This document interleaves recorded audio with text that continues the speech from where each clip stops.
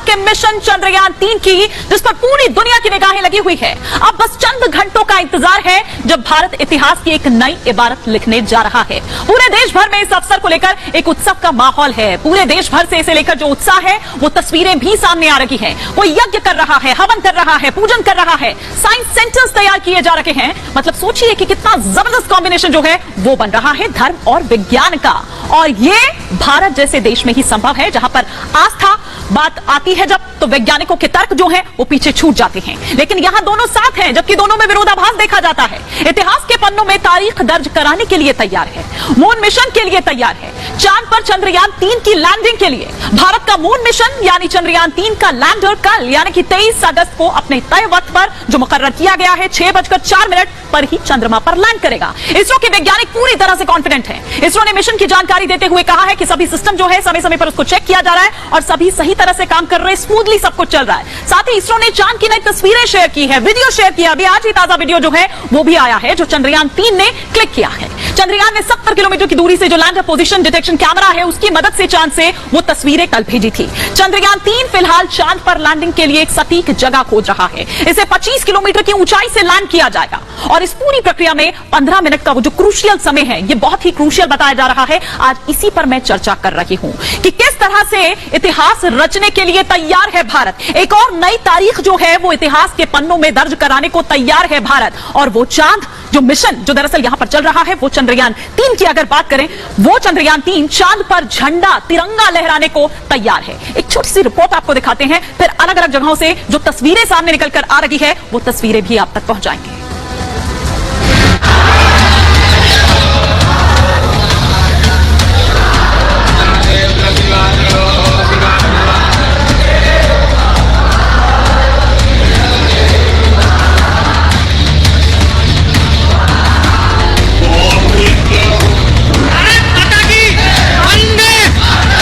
ये जोश, उत्साह और उमंग पूरे देश में है।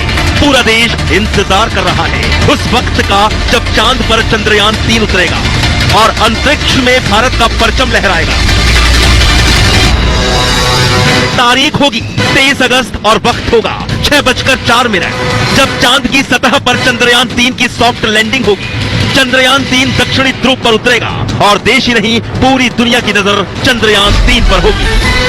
23 अगस्त को शाम को 5:47 पे हम ये लैंडिंग शुरू करेंगे और अभी तक के जो भी इंडिकेशंस हैं, जो भी हेल्थ स्टेटस है, वो सबको देखते हुए हम प्लान ए को ही स्टिक करेंगे और 23 अगस्त को शाम को 5:47 पे लैंडिंग शुरू हो जाएगा। और हम आशा करते हैं कि 17 मिनट बाद पूरे देश को एक खुशखबरी मिलेगी कि हम मून के साउथ पोल पे लैंड करने वाले पहले कंट्री बन गए। चंद्रयान-3 के चांद पर सॉफ्ट लैंडिंग की पूरी उम्मीद है, क्योंकि चंद्रयान-3 इसरो के वैज्ञानिकों के प्लान के मुताबिक चल रहा है। वो चांद की आखिरी कक्षा में पहुंच गया है और कुछ ही घंटों के बाद वो चांद की सतह पर उतरेगा। जिस समय विक्रम लैंडर चांद की सतह पर उतरेगा उस वक्त धरती पर शाम होगी, लेकिन चांद पर सूरज निकल चुका होगा। ऐसा इसलिए किया जा रहा है क्योंकि लैंडर को सूरज की रोशनी मिले और वो ढंग से सारे वैज्ञानिक परीक्षण कर सके। चंद्रयान-3 में विक्रम लैंडर के चारों ओर सोलर पैनल हैं, ऐसे में सूर्य से लैंडर को ऊर्जा मिलती रहेगी। विक्रम लैंडर और प्रज्ञान रोवर इस तरह से डिजाइन किए गए हैं कि वो सूरज की रोशनी से ऊर्जा लेकर चंद्रमा पर एक दिन बिता सके और चांद की हर एंगल से तस्वीर इसरो को भेजे। हमारा जो अंतरिक्ष उपयोग केंद्र स्पेस एप्लीकेशन सेंटर अहमदाबाद में स्थित है, उसके 3 कैंपस है। तो हमने इस चंद्रयान-3 लैंडर के लिए लगभग 11 प्रणालियों में अपना योगदान दिया है। हमारा जो HDA प्रोसेसर है, hazard detection and avoidance processor, जो एक कंप्यूटर की तरह है, जो ये पूरे लैंडिंग उसका ब्रेन है, जो हमारा मेन NGC कंप्यूटर है, navigation guidance and control computer, जो लैंडर में स्थित है। तो उसको जो भी पैरामीटर चाहिए वो सब प्रोसेस करके देना उसकी जिम्मेदारी है। फिलहाल चंद्रयान-3 चांद की ओर बढ़ रहा है और चांद की नई तस्वीरें भी खींच रहा है। चंद्रयान-3 ने 70 किलोमीटर की दूरी से लैंडर पोजीशन डिटेक्शन कैमरा की मदद से चांद से ये तस्वीरें खींची हैं। चंद्रयान-3 फिलहाल चांद पर लैंडिंग के लिए सटीक जगह खोज रहा है। चंद्रयान-3 के लैंडर की सॉफ्ट लैंडिंग में 15 से 17 मिनट लगेंगे। विक्रम लैंडर 25 किलोमीटर की ऊंचाई से चांद पर उतरने की यात्रा शुरू करेगा।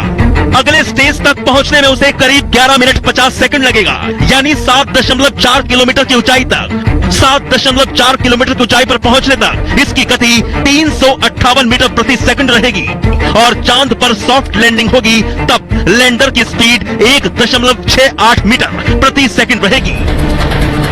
सब कुछ तय प्लान के मुताबिक हुआ तो चंद्रयान 3 अपने तय समय 23 अगस्त की शाम 6:04 पर चांद के साउथ पोल पर उतरेगा और इस कामयाबी के साथ ही भारत दुनिया का पहला देश बन जाएगा जो चंद्रमा के साउथ पोल पर उतरा हो।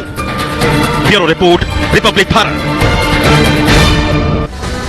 तो साउथ पोल, और ये साउथ पोल आखिर क्यों आखिर इतना ज्यादा फोकस पर है ये भी हम आपको बताएंगे, लेकिन पहले चांद पर क्या करेगा चंद्रयान।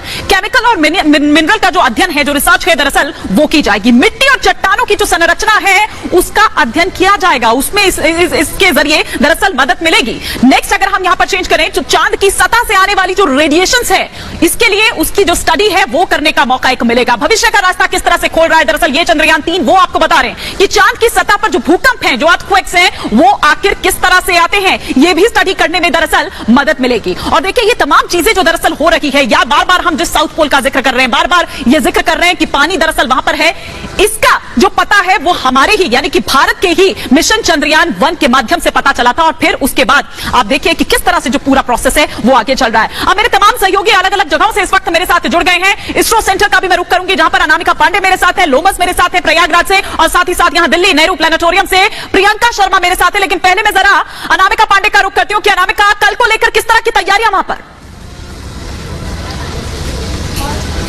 तैयारियां पूरी हो चुकी हैं हिमानी, और ये तैयारियां देखी भी जा रही है। एक डर भी है, जैसे कि आपने भी बताया, जो रिपोर्ट दिखाई आपने उसमें बताया आपने कि 15 मिनट का जो वक्त है आखिरी का वो बेहद महत्वपूर्ण रहने वाला है। और इसके पहले भी हमने देखा था कि जो कनेक्शन कटा था वो उसी समय कटा था, इसीलिए इस बार तमाम चीजों को ध्यान में रखा गया है। स्पीड और कैसे कम की जाए इस पर सबसे ज्यादा फोकस रहा है। अब 25 किलोमीटर की दूरी है, ये भी हम लगातार बता रहे हैं। और क्या सबसे बड़ा सवाल यह है, लोगों के मन में भी ये सवाल होगा कि जब विक्रम लैंडर वहां लैंड करेगा तो उसके बाद क्या होगा? क्या तुरंत ही यह प्रोसेस शुरू हो जाएगा कि वहां से जानकारियां आनी शुरू हो जाए? लेकिन ऐसा नहीं है। हमने एक रिपोर्ट पे दिखाया था अपने चैनल पर भी कि जैसे ही विक्रम लैंडर वहां लैंड करेगा, क्योंकि वो दक्षिणी ध्रुव पर नहीं, दक्षिणी पोल पर नहीं, बल्कि दक्षिणी पोल के थोड़ा सा पास में लैंड कर रहा है, क्योंकि वहां पर गड्ढे बहुत ज्यादा है और वहां पर चल पाना मुश्किल होगा। तो पहले विक्रम लैंडर को लैंड कराया जाएगा बिल्कुल साउथ पोल के बगल में, और वहां से वो अलग अलग, वहां पे जब वो लैंड करेगा वहां धूल बहुत ज्यादा होगी। जब धूल पूरी छट जाएगी उसके बाद, धूल छटने के बाद विक्रम लैंडर से रोवर बाहर आएगा और विक्रम लैंडर प्रज्ञान रोवर की फोटो लेगा, प्रज्ञान रोवर विक्रम लैंडर की फोटो लेगा, और उसके बाद प्रज्ञान रोवर अपना काम करना शुरू करेगा। अगले 14 दिन महत्वपूर्ण रहने वाले हैं, जैसे कि आखिरी के 15 मिनट जरूरी होंगे, जिस 15 मिनट में तमाम कोशिशें की जाएंगी कि और स्पीड धीमी की जाए, वैसे ही 14 दिन इंपॉर्टेंट होंगे कि क्या क्या निकलकर सामने आता है। हम अब कहीं ये सोच ही नहीं रहे हैं, भारत का कोई भी नागरिक ये नहीं सोच रहा है कि अगर नहीं सफलता मिली तो। सबके मन में यही है कि सफलता मिलेगी, जरूर मिलेगी, क्योंकि हमने बड़े संयम से हर चीज को ध्यान में रखते हुए इस मिशन को कामयाब बनाने की पूरी कोशिश की है। और मेरे पीछे देखिए, ये जो तस्वीर आप देख रहे हैं, यहाँ पर ये दिखाने की कोशिश की गई है साल दर साल की किस तरह से हर साल तमाम देशों ने, पंकज थोड़ा फोकस करिएगा इस पर, हर साल तमाम देशों ने कैसे अपने मिशन को चांद पर भेजा है। और आने वाले समय में, यानी कि 2023 में हम अभी हैं, क्योंकि अभी कुछ दिनों पहले ही लूना 25 रशिया का क्रैश हुआ है, असफल रहा है मिशन उनका, इसलिए अब तैयारी ये होगी रशिया की कि साल 2026 में लूना 26 को भेजा जाए और उसके बाद साल 2026 में अगला मिशन भेजा जाए। तो ये तैयारी है रशिया की, लेकिन भारत उसके पहले के जरिए दरअसल अनामिका पांडे हमारी सहयोगी जो इस वक्त इसरो सेंटर में मौजूद है, बेंगलुरु में इस वक्त मौजूद है। एक बार जरा मैं प्रयागराज का रुख करती हूँ, फिर मैं नेहरू प्लेनेटोरियम का रुख करूंगी जहां पर प्रियंका शर्मा मेरे साथ जुड़ी हुई है, क्योंकि प्रयागराज से सुबह से कुछ इस तरह की तस्वीरें लोमस आप ही ने पहुंचाई, किस तरह से यज्ञ हो रहा है, पूजन अर्चन हो रहा है। और देखिए चांद दूर नहीं है, और ये जो तस्वीरें दरअसल निकल कर आ रही है, ये भारत जैसे देश में ही हो सकती है जहां पर धर्म और विज्ञान, जो वैसे तो विरोधाभास देखा जाता है कि वैज्ञानिकों के कई तर्क जो हैं वो आस्था के आगे नहीं चलते हैं, आस्था विज्ञान को मानता है नहीं मानता, ये विरोधाभास हमेशा से देखा गया है। लेकिन आज एक अलग तस्वीर दिख रही है कि दोनों का संगम यहां पर दिख रहा है, वो समागम यहां पर दिख रहा है। बिल्कुल बिल्कुल आपने सही कहा, दोनों का विश्वास, क्योंकि एक तरफ जहां पर साधु अपना यज्ञ करने में जुटे हैं, तो दूसरी तरफ जो साइंटिस्ट है वो कहीं ना कहीं अपना प्रयास करने में जुटे हैं। साफ तौर पे आप देख सकते हैं जो साधु संत है वो कुछ देर में यहाँ पे हनुमान चालीसा का पाठ करेंगे और यहाँ पर कहीं ना कहीं प्रार्थना करते हुए दिखेंगे कि जो हम लोग का चंद्रयान है वो सेफली लैंड हो जाए पूरी तरीके से। यहाँ पर जो लोग हैं वो यहाँ पर हनुमान चालीसा का पाठ करेंगे। सुबह से हम लगातार तस्वीर यहाँ पे दिखा रहे हैं। अभी हम लेटे हुए हनुमान जी मंदिर में मौजूद है। यहाँ पे कुछ लोग भी, हम उनसे भी बात करने की कोशिश करेंगे। लैंड करेगा, सेफली लैंड करेगा, वो कितना उत्साहित है कल चंद्रयान को लेकर के? देखिए, ये भारत के लिए नहीं बल्कि पूरे विश्व के लिए गौरव का विषय है। और जिस तरह से चाइना का प्लान फेल हुआ, आज विश्व की नजरें हमारे चंद्रयान 3 पर टिकी हुई है। और 125 करोड़ ही नहीं बल्कि पूरी दुनिया में जो आबादी है, एक बड़ी आबादी है, ईश्वर से प्रार्थना कर रही है कि हमारा जो मिशन है यह सफल हो और दुनिया के लिए हम एक सबक भी पेश करेंगे।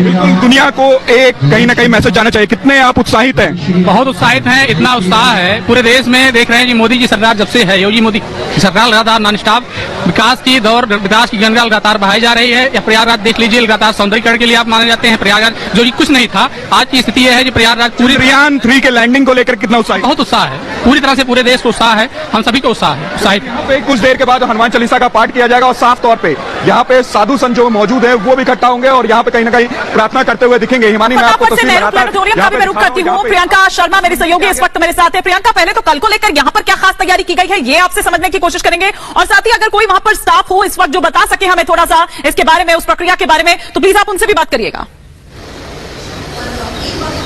बिल्कुल हिमानी, देखिए अभी प्रेरणा चंद्रा हमारे साथ जुड़ेंगी जो कि प्रोग्रामिंग मैनेजर है, आपसे कुछ ही देर बाद। लेकिन मैं आपको यहाँ पर ये स्क्रीन दिखा देती हूँ। देखिए इस स्क्रीन को अगर हम देखेंगे तो टचडाउन समय यहाँ पर दिख रहा है। अभी एक दिन 54 मिनट और 18 सेकंड्स का लगातार यहाँ पर काउंटडाउन शुरू हो चुका है। और अगर इस डायग्राम को हम थोड़ा नजदीक से देखें तो चंद्रमा की आखिरी जो कक्षा है उसमें प्रवेश कर चुका है चंद्रयान 3। और ऐसे में कल का जो समय 6:04 शाम का बताया जा रहा है, तब धरती पर अंधेरा छाएगा, लेकिन चंद्रयान चांद की अगर हम बात करें तो वहां पर सूरज की रोशनी दिखेगी और उसी से वो एनर्जी लेकर उसके बाद वो अपना काम जो है वो शुरू कर देगा अगले 14 दिनों के लिए। वहां के वो 14 दिन होंगे, वहां के जो एक दिन होगा वो धरती पर 14 दिन माने जाते हैं। और इसमें पूरी वो रिसर्च की जाएगी धरती पर, वो चांद पर जिस तरीके से पानी हो गया, बर्फ हो गया, या वहां पर उस साउथ पोल पर इतना अंधेरा क्यों है। अगर हम भारत की बात करें तो भारत पहला वो देश होगा जो चांद के सतह पर साउथ पोल पर पहुंचेगा और वहां पर रिसर्च करेगा। देखिए बार बार ये कहा जा रहा है कि रशिया की तरफ से भी कोशिश की जा रही थी, लेकिन वो थोड़ा सा आगे जाने की फिराक में था, लेकिन वो मिशन उनका सक्सेसफुल नहीं हुआ है। और यहाँ पर अगर हम इस नेहरू प्लेनेटोरियम की बात करें तो काफी जबरदस्त तैयारियों का पूरा माहौल यहाँ पर दिख रहा है। 3D मूवी जो है वो भीतर चल रही है, हर एक प्लैनेट के बारे में बताया जा रहा है। इसके अलावा इस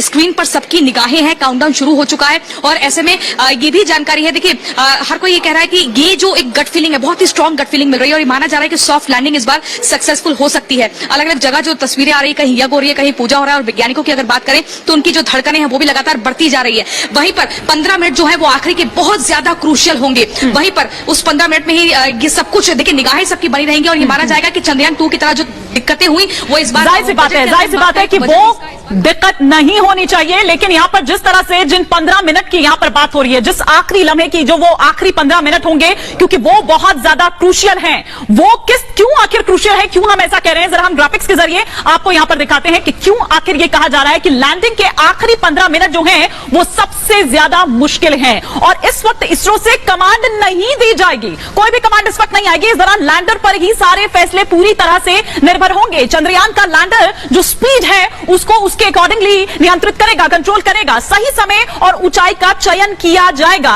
कि क्या सही समय अब आ गया है, क्या इतनी ऊंचाई से लैंड किया जाए। सेंसर और कैमरे से सुरक्षित जगह का दरअसल चयन किया जाएगा। लैंडर को सीधा रखना एक चुनौतीपूर्ण कदम होगा, ये एक बड़ी चुनौती यहां पर होगी। स्पीड को मेंटेन करना भी एक बड़ी चुनौती होगी। हालांकि जिस तरह से बार बार हम कह रहे हैं, चंद्रयान 2 का भी यहां पर जिक्र हो रहा है कि उससे कई सारे लेसन जो हैं वो दरअसल लिए गए और यही कारण है कि वो तमाम चीजें उनको अवॉइड किया गया है। अगर हम बात करें चंद्रयान 3 में, तो तमाम खास मेहमान भी इस वक्त मेरे साथ जुड़ेंगे और आपको बता दूं कि मेरे साथ कुछ पोइट्स भी यहां पर जुड़ेंगे, हमारे साथ साइंटिस्ट भी जुड़ेंगे। लेकिन मैं जरा एक बार वापस इसरो सेंटर का रुख करती हूं, जहां पर देखिए बड़े लेवल की जो तैयारी है वो दरअसल की गई है। और एक बार जरा मैं मेरी सहयोगी अनामिका पांडे का वापस रुख करती हूं। जी अनामिका, क्या कुछ और जानकारियां वहां पर मिल रही है, वहां किस तरह से, क्योंकि देखिए काउंटडाउन जारी है।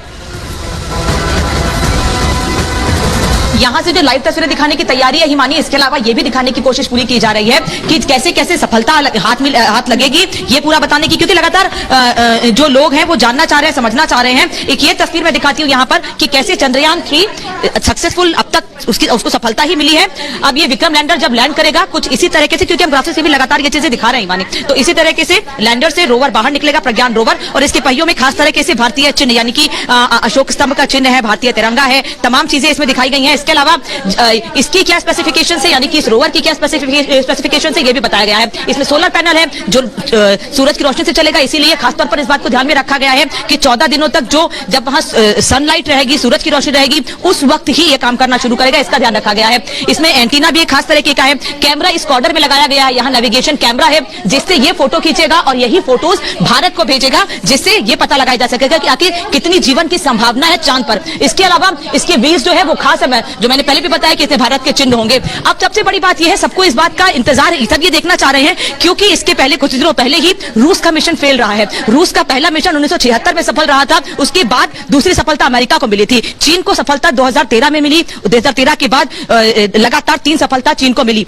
तो इसलिए सबसे ज्यादा लोगों को यह लग रहा है कि चीन को जो सबसे पहली सफलता मिली, भारत का तीसरा मिशन है ये, तो क्या भारत को तीसरे मिशन में उस लेवल की सफलता मिल पाएगी? और हम लगातार ये भी बता रहे हैं कि ऐसा नहीं है कि भारत के पहले के मिशन फेल रहे हो। चंद्रयान 1 95% तक सक्सेसफुल रहा था। देखिए, चंद्रयान 1 की ही वजह से ये मिशन चंद्रयान 3 जो है यहां तक पहुंचे हैं। अनामिका पांडे, जिसका जिक्र आप यहां पर कर रही हैं, क्योंकि चंद्रयान 1 के जरिए ही दरअसल ये हिंट मिला, ये इंडिकेशन मिला कि साउथ पोल, जिसकी आज खोज मतलब इस तरह से फोकस किया जा रहा है, क्योंकि वहां पर पानी होने का हिंट मिला था, या वहां पर जीवन हो सकता है, नहीं हो सकता है, इसको तो आगे तलाशा जाएगा चंद्रयान 3 द्वारा, जिस मिशन के हम यहां पर इंतजार कर रहे हैं। लेकिन वो चंद्रयान 1 ही था जिसकी बदौलत यहां तक चंद्रयान 3 जो है, या मिशन मून जिसकी हम बात कर रहे हैं, वो यहां तक पहुंचे हैं। लेकिन साथ ही साथ यहां पर बात जब मिशन की हो रही है तो हौसला अफजाई की भी जरूरत होती है। बात तो चांद की कर रहे हैं, लेकिन रवि को भी बीच में मैं लेकर आऊंगी, क्योंकि कहा जाता है ना कि जहां रवि नहीं पहुंचेंगे वहां कवि पहुंचेंगे। ऐसे ही 2 कवि इस वक्त मेरे साथ स्टूडियो में हैं। मेरे साथ सोलंकी जी हैं, गजेंद्र सिंह सोलंकी जी, और साथ ही साथ डॉक्टर आरपी शर्मा मेरे साथ यहां पर हैं। 2 पोएट्स हैं यहां पर। फटाफट से क्विक रिएक्शन पहले सोलंकी जी मैं आपसे यहां पर चाहूंगी। चांद पर जाने की तैयारी तो यहां दिखी रही है, लेकिन चांद अब दूर नहीं है। इतिहास के बनने में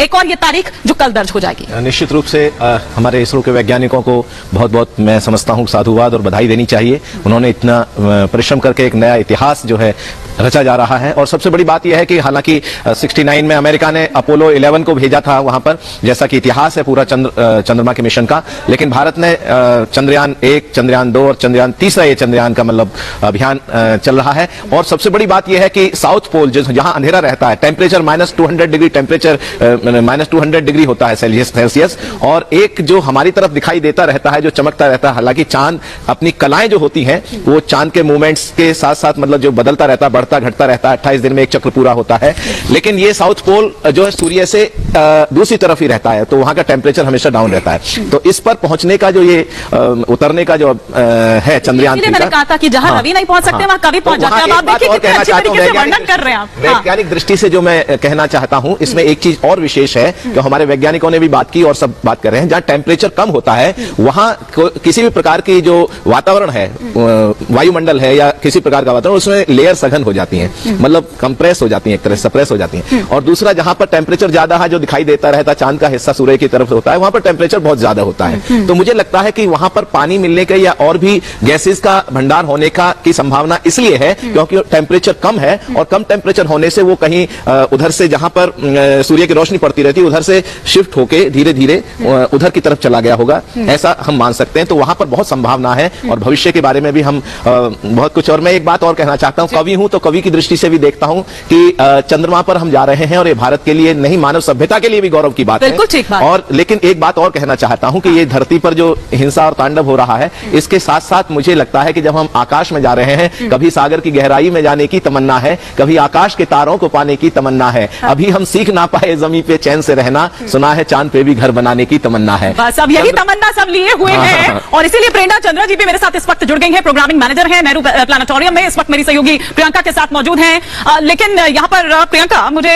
जो स्टाफ इस वक्त दिख रहे हैं, प्रेरणा जी तो नहीं दिख रही है, लेकिन मैं उनसे समझना चाहूंगी कि क्या वो देख रहे हैं, क्योंकि भविष्य की यहाँ पर बात हो रही है, भविष्य के रास्ते खोल रहा है चंद्रयान 3। निश्चित रूप से भविष्य के रास्ते खुल रहे हैं चंद्रयान 3। जी बिल्कुल, क्योंकि ये तो एक हमारा भारत की तरफ से एक नया कदम है, क्योंकि चंद्रयान 1 हमने भेजा है, 2 पार्शली फेल हुआ है, इससे कोई फर्क नहीं हुआ, लेकिन 100% ये 3 जो तीसरा जो है ये सक्सेस होगा। और ये भारत के लिए, जो भारत जो नई पीढ़ी है उनके लिए एक नया कदम है, उनके आगे बढ़ने के, क्योंकि सब लोग ये सोचते हम नासा जाएंगे, अब नासा जाने की जरूरत नहीं लोगों को, हमारा यहीं पे हमारा इतना बड़ा संस्था हमारा यस हो रहा है, वहां पर भी ज्वाइन करके नया पीढ़ी उनमें एक कदम रख सकते हैं। जी, यहाँ पर हम ये देख रहे हैं, देखिए जो टाइम है लगातार कम हो रहा है और धड़कनें भी बढ़ रही हैं, लगातार उम्मीदें की जा रही हैं, दुआओं का दौर दौर लगातार चल रहा है कि बिल्कुल एकदम तरीके से सेफ लैंडिंग हो? बिल्कुल सेफ लैंडिंग होगा, क्योंकि जैसे सबको मालूम है जो 25 किलोमीटर का जो दायरा है, इसके बाद जो है हमारा लैंडिंग का काउंटडाउन बिल्कुल शुरू हो जाएंगे। और जो लास्ट सब लोग ये कह रहे हैं लास्ट 15 मिनट, ऐसा कोई घबराने की बात नहीं है। अगर प्लान ए अगर हमारे सक्सेस ना भी होते, हमारा प्लस प्लान बी है, उसके लिए 4 दिन के बाद भी लैंडिंग हम करा सकते हैं, क्योंकि अब तक जो ISRO के मुताबिक जितने भी प्लान ए में इनके बिल्कुल परफेक्ट जा रहे हैं, हम कहीं मुश्किल हमें सामना नहीं कर रहे हैं। आखिरी के 15 मिनट क्रूशियल है, लेकिन आप कह रहे हैं कि अगर उस वक्त भी सक्सेसफुल लैंडिंग नहीं होती है तो आगे की तारीख भी हमारे पास प्लान बी भी है, क्या है थोड़ा इलैबोरेट करेंगे? वो 27 तारीख के लिए उन्होंने रखा हुआ है। जैसे हमारा प्लान ए की कल 6:04 पर हमारा लैंडिंग होना है। बाई चांस में कोई टेक्निकल एरर हो भी जाता है, लेकिन प्रियंका उससे पहले 4 बजे का सभी को इंतजार रहेगा। मैं चाहूंगी कि जरा एक बार उनसे पूछिए कि 4 बजे तक का क्या हमें इंतजार करना होगा, क्योंकि जिस डिले की बात हो रही है कि अगर थोड़ा सा भी अगर गड़बड़ कहीं दिखती है या पहले ही भांप लिया जाता है, क्या 4 बजे का इंतजार रहेगा कि कल ही 6:04 जो वक्त मुकर्रर किया गया है तभी लैंड होगा, या 27 तारीख जिसका जिक्र भी आपने किया?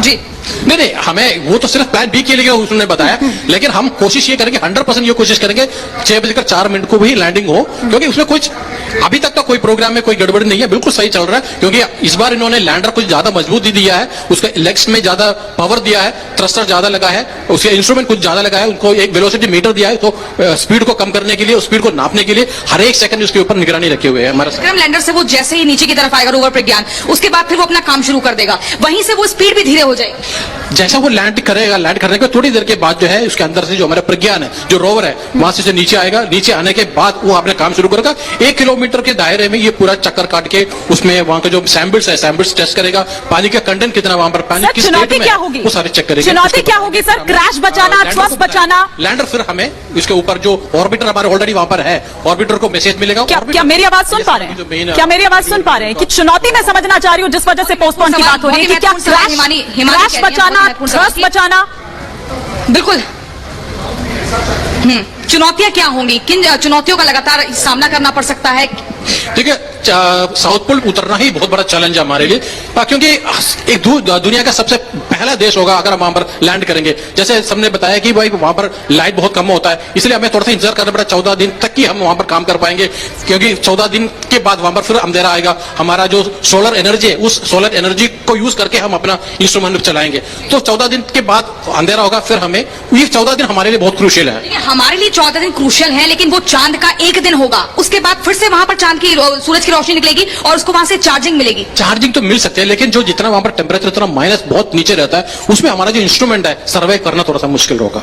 क्या क्या परेशानियां, कठिनाइयां सामने आ सकती हैं अगर उसने वो 1 राउंड पूरा कर लिया 14 दिनों का धरती के टाइम के मुताबिक? उसके बाद क्या होगा? उसका काम पूरा हो जाएगा या उस मशीन को वहीं रोक? अभी तक जो ISRO के मुताबिक ये है 14 दिन तक ही उन्होंने काम करना है। आगे अगर बाई चांस हमें चांस मिल गया तो हमारे लिए वो बोनस ही है। मुख्य तौर पर क्या क्या चीजें हैं जिनको हमें पूरा करना है चांद की सतह पर? चांद पर उतरने के बाद सबसे पहले हमें ये देखेंगे कि पानी का उनका कंटेंट कितना है वहां पर, और पानी किस स्टेट में है वहां पर, और उसके अलावा वहां पर मिनरल्स, जो चंद्रमा की धरती को जो मिनरल्स है वो क्या क्या है, और उसमें जो मिट्टी में पानी का कितना है, और उसमें ही केमिकल। मैं लौटूंगी आपके पास। मनीष पुरोहित भी इस वक्त हमारे साथ जुड़ चुके हैं, साइंटिस्ट हैं। मैं थोड़ा सा समझना आपसे चाहूंगी, क्योंकि देखिए इसरो के जो तमाम वैज्ञानिक हैं वो वैज्ञानिक कॉन्फिडेंट पूरी तरह से नजर आ रहे हैं, लेकिन यहाँ पर जो तस्वीरें कल भेजी, आज बाकायदा एक वीडियो भेजा है, इनके जरिए आप क्या अंदाजा लगा पा रहे हैं यहाँ पर?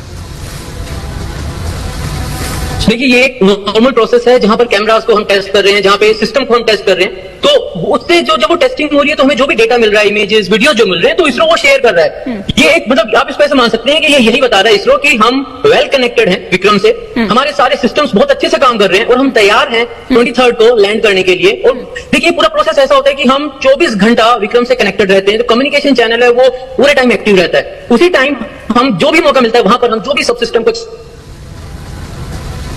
हम इसका टेस्ट रन भी कर लेते हैं, और उस टेस्ट रन में जो भी हमें फुटेज मिलती है वो फुटेज इसरो जो है वो पूरी दुनिया के साथ शेयर कर देता है। मैं आपसे ये भी समझना चाहूंगी, क्योंकि देखिए जब तस्वीरें आई, कल आया कि हेलो बडी कहा है, जो चंद्रयान 2 का जो ऑर्बिटर है उसने चंद्रयान 3 को दरअसल उसका वेलकम वहां पर किया है। किस तरह से संपर्क हुआ होगा? एक आसान भाषा में अपने दर्शकों के लिए, रिपब्लिक भारत के दर्शकों के लिए मैं चाहूंगी मनीष जी कि आप थोड़ा सा उनको बताएं। देखिए, जब चंद्रयान 2 गया था तो हमारा जो चंद्रयान 2 का ऑर्बिटर था वो कंप्लीटली कैपेबल था कम्युनिकेशन करने के लिए, लेकिन हमारा विक्रम उस वक्त क्रैश लैंड हो गया था। तो उसके पास वो सब कुछ सुविधाएं, वो सारी चीजें अवेलेबल थी, बस हुआ ये कि वो अब 4 साल बाद काम आ रही है। तो वो जो कम्युनिकेशन नेटवर्क जो बना है, जो कम्युनिकेशन चैनल हमने बनाया है, तो जब हमारा चंद्रयान 3 गया है तो इसके पास भी वो सारी फैसिलिटीज हैं, लेकिन हमें पता था कि भाई हमारा विक्रम, हमारा चंद्रयान 2 का ऑर्बिटर ऑलरेडी वहां पर है। तो इस सिस्टम ने उस सिस्टम से जब कांटेक्ट किया तो वो कांटेक्ट एकदम परफेक्ट रहा। ये टू वे कम्युनिकेशन है, आपस में दोनों बात कर पा रहे हैं और वो जो कुछ भी बातें हो रही है वो धरती तक भेजी जा रही है। जी, लेकिन एक क्विक रिएक्शन मैं यहाँ पर डॉक्टर शर्मा से भी ले लेती हूँ। डॉक्टर शर्मा, धर्म और विज्ञान में अगर यहाँ पर बात की जाए तो ये बिल्कुल ही विरोधाभास हमेशा से देखने को रहा है, क्योंकि जब आस्था हावी होती है तो फिर वहां पर विज्ञान कहीं पीछे चल जाता है, वो तर्क काम नहीं करते हैं। लेकिन यहाँ गजब का कॉम्बिनेशन देखने को मिल रहा है। देखिए, जब धर्म और विज्ञान का कॉम्बिनेशन होगा तभी तरक्की संभव है, अदरवाइज तरक्की संभव भी नहीं है। और ये बहुत गर्व की बात है हम सारे भारतीयों के लिए कि एक नया इतिहास रचने जा रहा है और रचेगा भी, क्योंकि चांद से रिश्ता हमारा बहुत पुराना है। चांद हमारा मामा लगता है। और देखिए, है इसरो महान अपने भारत की शान, फिर नया एक इतिहास रच जाएगा। है इसरो महान अपने भारत की शान, फिर एक नया इतिहास रच जाएगा। जैसे भारत के वीर चले चंद्रयान 3, कामयाबी का जिसका शोर मच जाएगा। अब सब मुख खोलो, भारत की जय बोलो, अब फिर चांद पे तिरंगा लहराएगा। होगा चांद हमारा ये देख विश्व सारा, सारे जहां से अच्छा हिंदुस्तान दोहराएगा, सारे जहां से अच्छा हिंदुस्तान दोहराएगा।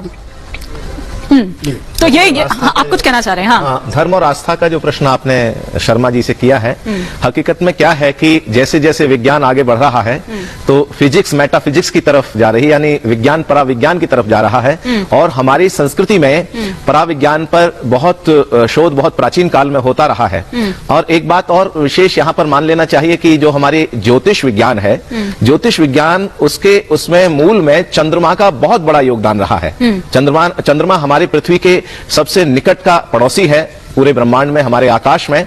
और चंद्रमा की जो कलाएं होती हैं वो हमारे जीवन को सीधे सीधे प्रभावित करती हैं। और मुझे लगता है कि ये वैज्ञानिक दृष्टि से नहीं, अगर आध्यात्मिक दृष्टि से या हमारे जो मतलब धार्मिक दृष्टि से भी देखा जाए तब भी ये बहुत महत्वपूर्ण है। चंद्रमा पर कदम रखना इंसान के लिए एक बड़ा कदम है और उसमें भारत लीड कर रहा है। ये बड़ी बात है, हमारे लिए गौरव की बात यह है कि इसरो के वैज्ञानिकों ने एक इतिहास इस दृष्टि से रचा है कि चंद्रयान 3 जो है वो जैसे साउथ पोल पर लैंड करेगा और वहां के वातावरण के बारे में, वहां की परिस्थिति के बारे में सूचनाएं देगा, वो आगे आने वाले वैज्ञानिक दृष्टि से भी आकाश में अगर आगे की यात्रा चलेगी मनुष्य की, उस पर बहुत बड़ा योगदान उसका रहेगा इस यात्रा का। इसलिए ये यात्रा और ये जो चंद्रयान 3 का मिशन है, ये हमारे लिए भारत के लिए ही महत्वपूर्ण नहीं है, बल्कि पूरे विश्व के जो वैज्ञानिक हैं उनकी भी नजर इस पे होगी, निश्चित रूप से होगी। क्योंकि रशिया का जो लूना था ये क्रैश हो गया है, इसलिए अब जो सारी दुनिया की दृष्टि है, और हमारे माननीय प्रधानमंत्री जी साउथ अफ्रीका शायद पहुंच गए हैं, चले गए हैं, और हमारे मतलब जो साइंस एंड टेक्नोलॉजी के मिनिस्टर हैं जितेंद्र सिंह जी, वो निश्चित रूप से इसमें के साथ आपको रोक रही हूं क्योंकि तस्वीरें दरअसल ये आ रही हैं इस वक्त प्रधानमंत्री मोदी का साउथ अफ्रीका दौरा और दरअसल ब्रिक्स सम्मेलन जिसमें भाग लेने के लिए जोहानिसबर्ग इस वक्त प्रधानमंत्री नरेंद्र मोदी पहुंचे हुए हैं। उनका वेलकम के लिए देखिए इस वक्त पूरा जो एक डेलीगेशन है वो इस वक्त वहां पर मौजूद है। ये 15वां ब्रिक्स सम्मेलन है साउथ अफ्रीका में, जोहानिसबर्ग में, जहां पर इस वक्त प्रधानमंत्री नरेंद्र मोदी पहुंचे हुए हैं। ये एक्सक्लूसिव तस्वीरें इस वक्त हम आपको यहां पर दिखा रहे हैं।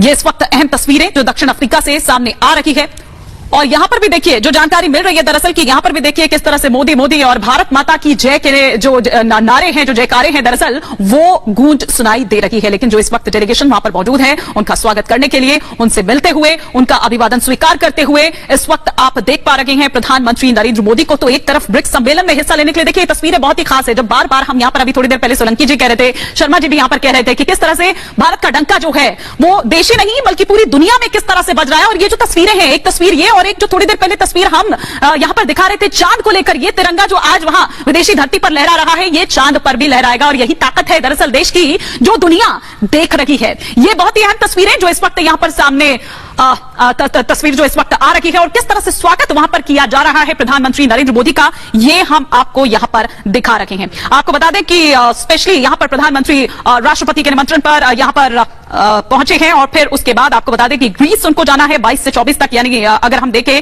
आज 22 तारीख और 24 यानी 2 दिनों का जब यहां पर रहेंगे और फिर उसके बाद रवाना होंगे ग्रीस के लिए। ये जो तस्वीरें इस वक्त हम आपको दिखा रहे हैं, ये 2 तस्वीरें जिनका जिक्र मैं अभी कर रही थी, जिनके बारे में मैं यहां पर अभी बता रही थी कि एक तरफ ब्रिक्स में भारत का दमखम आप देख रहे हैं, प्रधानमंत्री मोदी वहां पर मौजूद है और दूसरी तरफ चांद को छूने के लिए तैयार है।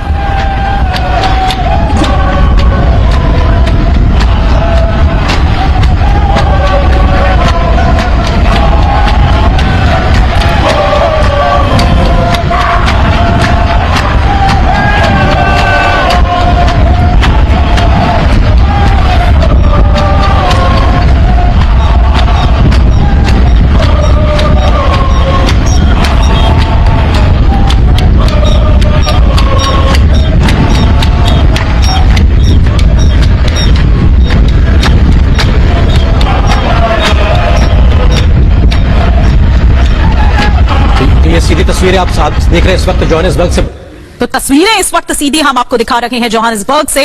प्रधानमंत्री नरेंद्र मोदी इस वक्त देखिए उनका अभिवादन यहां पर स्वीकार करते हुए जो तमाम डेलीगेशन यहां पर इस वक्त पहुंचा हुआ है। 15वां ब्रिक्स ये सम्मेलन जहां पर जिसके लिए शिरकत करने के लिए पहुंचे हैं। जैसा कि मैंने पहले भी कहा कि राष्ट्रपति सिरिल रामाफोसा के निमंत्रण पर बिल्कुल वहां पर पहुंचे हुए हैं। और आज 22 तारीख और 22 से 24 आप कुछ कहना चाह रहे हैं इस पर? हाँ, तस्वीरों पर कहना चाह रहा था और वो आ भी गया। इसमें ब्राजील, रशिया, रूस, भारत, चाइना और साउथ अफ्रीका, ये 5 देशों का एक विश्व स्तरीय संगठन है ब्रिक्स।